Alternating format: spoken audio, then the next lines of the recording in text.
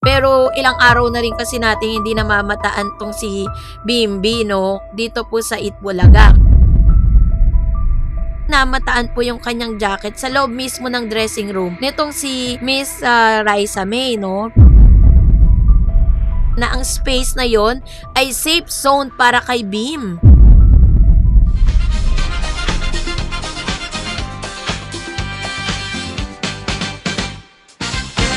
Hello po sa lahat po ng mga Dovercats at sa lahat ng mga nag-aabang sa mga updates po natin patungkol kay Raisa May Dizon and Mr. Bimby Aquino Yap. Dahil usap-usapan po ang ilan sa mga bagong post ni Raisa May Dizon kung saan namataan ang jacket nitong si Mr. Bimby dun po sa dressing room nitong si Raisa May. Kasi kahapon po wala naman talaga si Bim. Pero bakit nandun yung jacket niya sa dressing room? Iniwan niya ba to or nandun siya dahil nagbabantay siya kay Raisa? Pero kung nandun siya, bakit hindi siya lumabas sa Itbulaga? Yun po yung ating pag-uusapan maya-maya lang. But before that, if you haven't subscribed yet to my YouTube channel, please don't forget to like, share, and subscribe at hit mo na rin ang notification bell for more showbiz updates. So let's talk about this one. Dahil meron pong misteryo ng jacket sa dressing room at patuloy na pag-appear ni Bimby off-cam sa Itbulaga.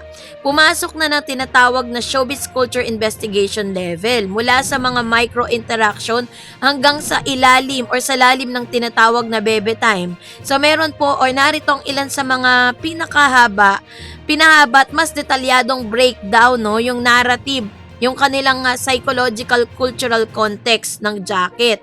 So, meron po tayong napapanood sa screen kung saan si Miss Raisa May Dizon ay sumasayaw, nagti-TikTok siya. Maaring ito'y bago or pagkatapos ng kanila pong live show sa Itbulaga kahapon or the other day pa or taping ba kahapon or live, whatever it is. Pero ilang araw na rin kasi natin hindi namamataan tong si Bimby dito po sa Itbulaga. Kaya naman marami na rin ang nagtatanong sa presence niya. At sa mga susunod nating report, pag-uusapan natin para malinawan po kayo.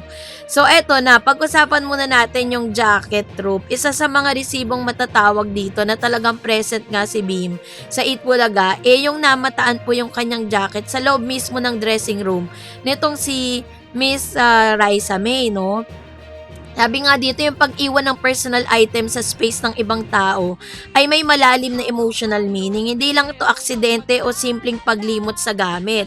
Ito yung the soft ownership and cozy aesthetic. Ang pag-iwan ni Jack ng jacket na sa dressing room ni Raisa ay nagpapakita na ang space na yon ay safe zone para kay Bim.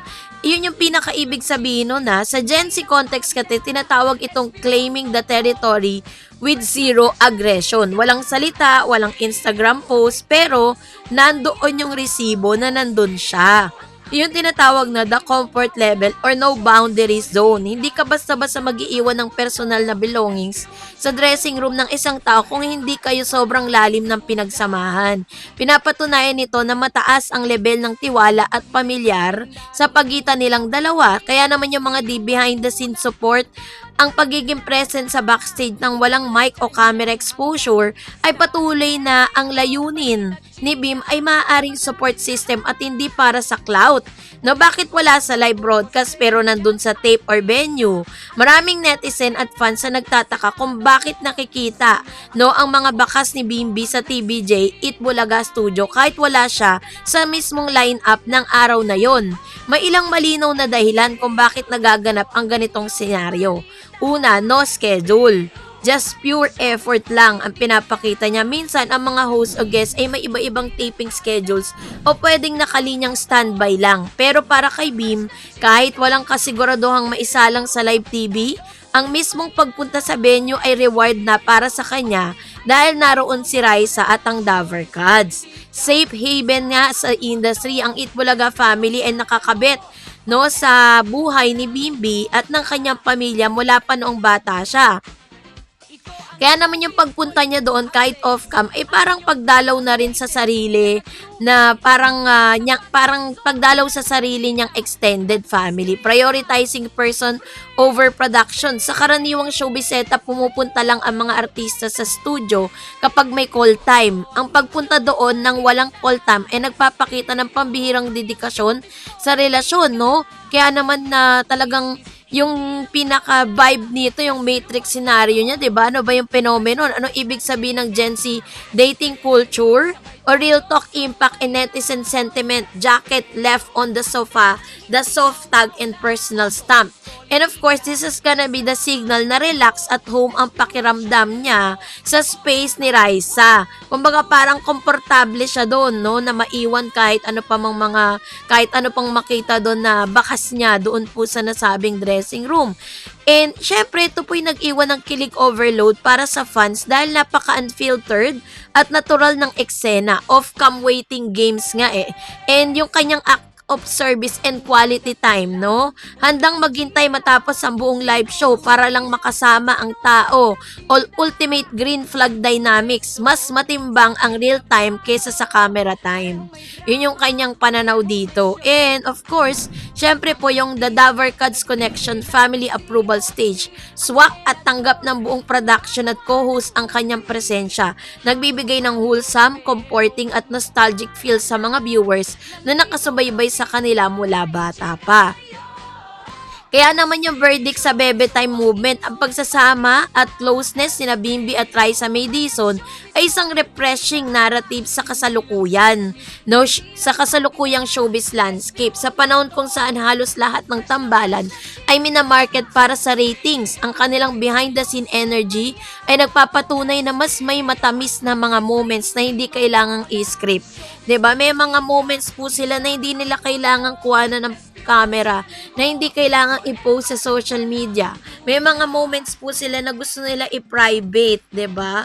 Kaya nga sabi ko sa inyo, this is gonna be a low-key relationship kasi pangit din kasi na parang lahat i-expose mo sa camera, i-expose mo sa social media. Lalo-lalo na po, marami na rin po mga artista ngayon na mas pinipili nila na maging low-key yung kanilang relationship. Bakit kamo? Kasi kapag ang relasyon ng mga artista ay in-expose nila sa public, may mga gustong sumira. Diba? May mga naninira, may mga gusto nilang, may mga nag-evil eye, 'di ba? May mga gumagawa ng mga kwento para pumasira yung relationship. Kapag naman nasira na yung relationship, ano naman, pagtatambalin naman, parang gusto naman magbalikan. Kaya talagang okay din yung ginagawa nilang pagiging low-key kasi at least, 'di ba? Di man natin nakikita ng personal or wala mang mga resibo na nagpapatunay sa katotohanan patungkol sa kanilang dalawa. Pero yung kanilang mga low-key efforts and low-key na mga ganap, masaya na tayo dun kasi it only shows that there is hope sa maybe. Kaya naman yung jacket sa dressing room ay simpleng piraso lamang ng tela yon. Pero sa mata ng publiko, isa itong malinaw na simbolo ng consistency, loyalty, at simpleng pagpapahalaga na hindi na kailangan pang ipagsigawan sa live camera. 'Di ba? Totoo naman na hindi niya po kailangan na si Bimbi kasi napaka-sincere and sa lahat ng kanyang mga pinapakita, sa lahat ng kanyang ginagawa, i-make it a point that it was all not for the clout, no? Pero para sa kanyang sinseridad, no? Kaya naman mag-antay pa tayo ng ilang pa mga updates. And that's it for today. For more videos and updates, please don't forget to like and subscribe. And please don't forget to follow my Facebook page, Eds TV, no? Dahil inaayos natin yung ating dating Facebook page. So mag-follow po kayo doon para sa ating pong everyday updates. God bless everyone!